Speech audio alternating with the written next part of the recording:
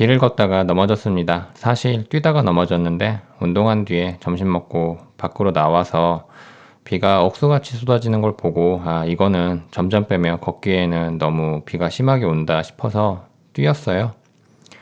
그런데 운동하고 나서인지 몸이 세렝게티의 톰슨 가젤이 된 것 마냥 경쾌하게 움직여서 기분이 무척이나 좋았는데 그 찰나에 넘어지고 말았습니다. 멀쩡한 길에서 넘어진 일이 무척이나 쪽팔려서 벌떡 일어나 가던 길을 가는데 뒤에서 누군가 피가 많이 난다며 휴지를 권했습니다. 괜찮다고 말하면 일단 비 피할 곳으로 가서 주변 병원을 찾는데 또 다른 행인이 내 몰골을 걱정하며 근처 병원을 찾아줬어요. 병원에서는 큰 문제는 아니고 상처를 몇 번 소독해주고 붕대를 교체하면 끝날 일이라고 했습니다. 그래서 다음날 붕대를 갈로 제일 가까운 정형외과에 들렸어요. 문을 열었는데 급조한 인테리어가 눈에 보여서 발길을 돌릴까 했지만 이미 들어왔고 또 단순히 붕대만 가는 일이기 때문에 빨리 처치하고 갈 생각에 접수를 했습니다. 그런데 접수 후 의사는 피부에 이물질을 제거하지 않으면 치유가 잘 되지 않고 그 이물질들이 피부 아래 남아서 자국이 생긴다고 했어요. 문신처럼. 그래서 보니 그 말도 맞는 것 같아서 단순히 붕대를 갈지 않고 상처를 치료하기로 했어요. 그런데 나는 간호사에게 이 치료는 몹시 아프니 하반신 마취를 해야 한다는 소리를 들었습니다. 하반신 마취를 하니까 입원은 덤이겠죠? 피부에 입은 상처로 하반신 마취까지 하는 일이 약간은 이상해서 마취 없이 하면 안 되겠냐고 물었는데 너무 고통스러우니까 마취를 조금이라도 하자고 강권을 했어요. 간호사는. 그래서 나는 조금이니까 피부에 도포하는 마취를 생각하고 그렇게 하자고 했는데 뭐 여차저차 시간이 흐르고 나는 어느 순간 침상에 누워있고 초음파 기계와 바늘이 내 허벅다리 안쪽을 헤집고 있었고 그렇게 마취제가 내 몸 안으로 들어왔습니다. 그 와중에 나는 이렇게 전신마취를 당해서 이 상태로 전신마취를 당해서 장기적 추를 당하는 수술실에 깨어나는 건 아닌지 수술실에서 깨어나는 건 아닌지 무척이나 두렵기도 했어요. 혼자 병원에 가면 이런 게 무섭네요. 간호사는 조금 있다가 나에게 왼쪽 다리와 오른쪽 다리의 느낌이 다르냐고 묻고 내가 그렇다고 하자 나를 처치실로 안내했습니다. 나는 병상에 누워서 방금 찍은 엑스레이에 대해서 의사에게 물었는데 의사는 지금 중요한 건 피부의 상처니 이걸 치료하고 보자고 하면서 대답해 주지 않았어요. 이게 너무 이상하지 않습니까? 엑스레이를 엄청 많이 찍었는데 아무 말도 해주지 않는 게. 그래서 녹음기를 켜려고 핸드폰을 집으니까 치료에 집중하라고 저지했어요. 와, 초등학교도 아니죠. 중고등학교에 온 것 같았습니다. 초등학교에는 핸드폰이 없었거든요. 초등학교 때는 저는.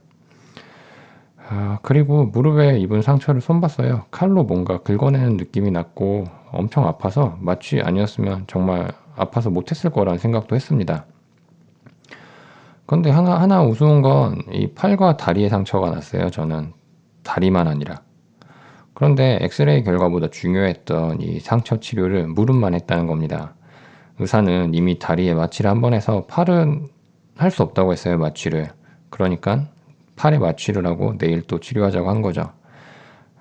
미리 말하면 다음에 간 병원에서 알게 된 사실인데 이 마취는 하루에 한 번밖에 의료 수가가 인정되지 않는 마취였습니다.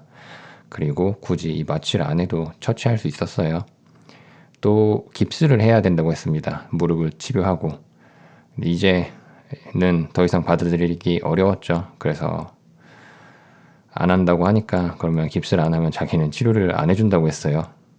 그래서 그냥 돌아섰죠. 그리고 결제를 하고 가려는데 이게 너무 억울한 겁니다. 그리고 전에 해줬던 그 치료 붕대를 감아주는 방식과 여기서 감아주는 방식이 달라서 지난번과 똑같이 해달라고 했어요. 심지어 상처가 약간 찢어진 부분이 있었는데 그 부분에 어떤 스트랩 같은 걸 붙여줬는데 여기선 그러지 않아서 그것도 다시 붙여달라고 했습니다. 그러니까 간호사가 가까이 와서 하는 말이 자기도 병원은 다른 곳으로 간다고 해요. 그래서 마취된 발을 부여잡고 이제 다른 병원에 갔습니다. 그 의사는 자초지정을 차분히 듣고 나서 나에게 앞에서 간 병원 이름을 물었고요. 내가 기억을 더듬으니까 나보다 먼저 그 병원의 이름을 알아맞혔습니다. 그리고 다시 상처를 처치해주면서 옆에 있는 간호사에게 그 병원이 의료수가를 빼먹는 좋은 모범이 되는 병원이라고 우스갯소리로 말하면서 자신도 환자로 위장해서 그 병원에 견학을 가려고 했다고 말했어요. 이곳에서는 의사가 이제 자신의 무릎에 내 다리를 얹히고 처치를 해서 내가 그 과정을 볼 수 있었습니다. 놀라운 건 마취를 안 한 팔을 처치할 때 보니까 솜으로 이제 상처 부위를 다 꺼내는데 그 느낌이 병원에서 무릎을 칼로 긁어내는 그 느낌이랑 똑같았습니다. 그리고 무릎은 이제서야 마취가 제대로 되어서 아무 느낌이 안 났죠. 그러니까 참을 수 있는 고통이었던 거죠. 팔에도 비슷한 상처가 났는데 그 칼로 긁어내는 느낌을 마취 없이 견뎌냈으니까요.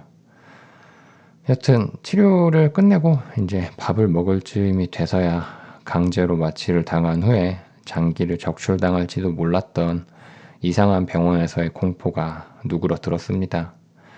마취한 다리는 다음날 오후가 되어서야 감각이 돌아왔어요. 이게 다 우산을 챙기지 않아서 생긴 일입니다.